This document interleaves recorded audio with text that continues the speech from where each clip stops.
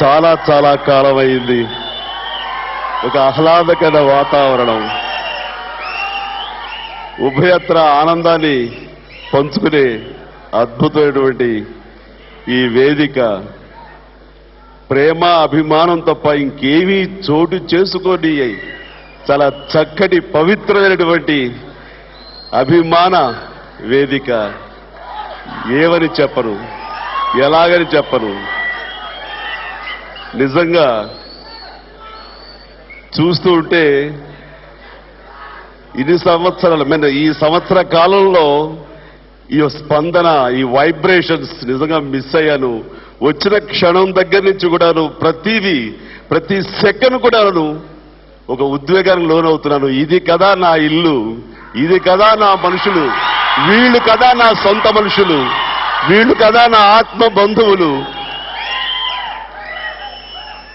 అని తలుచుకుంటున్నప్పుడల్లా ఏదో తెలియని ఉద్విగ్నత, ఉద్వేగం, మిక్స్డ్ ఫీలింగ్.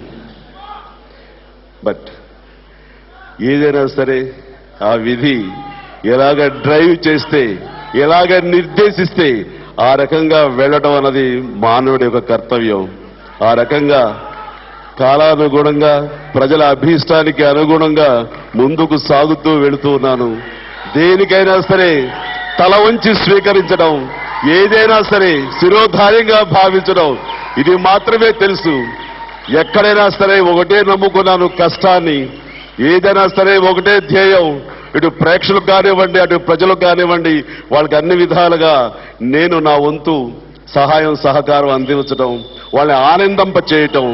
అది వినోదం ద్వారా కానివ్వండి, సేవ ద్వారా కానివ్వండి, అన్ని రకాలుగా వాళ్ళతో ఉండటం, వాళ్ళతో మమేకం అవటం, వాళ్ళ హృదయంలో సుస్థిర స్థానం ఏర్పరచుకోవటం.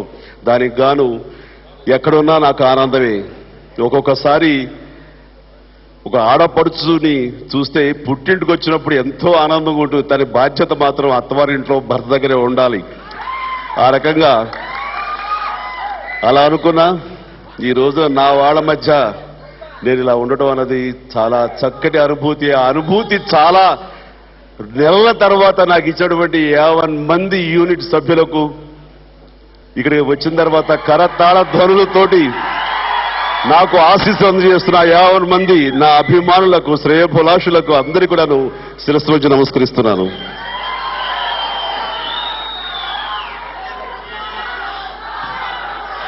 నిజమైన ఆప్యాయత, నిజమైన ప్రేమ ఎక్కడ నిబిడీకృతం అయ్యి ఉంది అంటే అది సినిమా ఇండస్ట్రీలో నిబిడీకృతం అయ్యి ఉంది, సినిమా అభిమానుల మధ్య నిబిడీకృతం అయ్యి ఉంది. ఇది ఒక ప్రత్యేకమైనటువంటి ప్రత్యేకత ఉంది ఇక్కడ.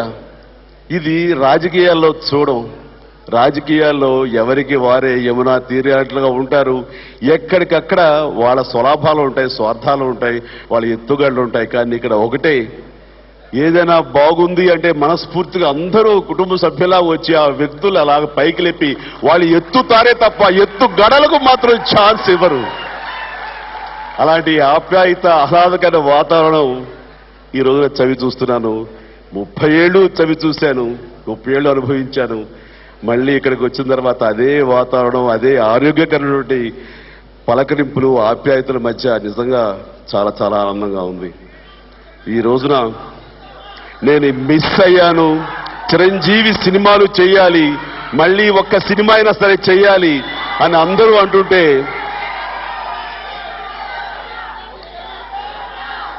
చెయ్యలేనా, చెయ్యగలనా, ఇది సాధ్యమా? జోడు గుర్రాల స్వారీ,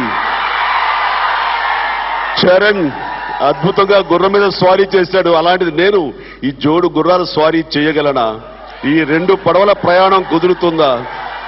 అంటే సినిమా రంగంలో ఉన్నంత వరకు ఒక్క సెకండ్ కూడా రాజకీయాల గురించి ఆలోచించలేదు. రాజకీయ రంగంలోకి వెళ్ళిన తర్వాత సినిమాల గురించి ఒక్క రోజు కూడా నేను ఆలోచించలేదు. ఏ సినిమా చేస్తున్నారు, సినిమాలు ఎలా ఉన్నాయి, ఏమిటి అని లేదు. అంత బిజీగా ఆక్యుపై ఉన్నాను. కానీ ఈ రోజు ఇక్కడికి వచ్చిన తర్వాత చూస్తుంటే నిజంగా చాలా ఆనందంగా ఉంది. ప్రతి ఒక్కళ్ళు ఒకరినొకరు ప్రశంసించుకుంటూ, ఒకళ్ళు బాగోగులు మరొకరు కోరుకుంటూ చక్కటి వాతావరణం ఉంది. ఆ రకంగా ఈ సత్సాంప్రదాయాన్ని మనందరం కలిసి ఇలాగే కొనసాగించాలని మనస్ఫూర్తిగా కోరుకుంటూ ఇక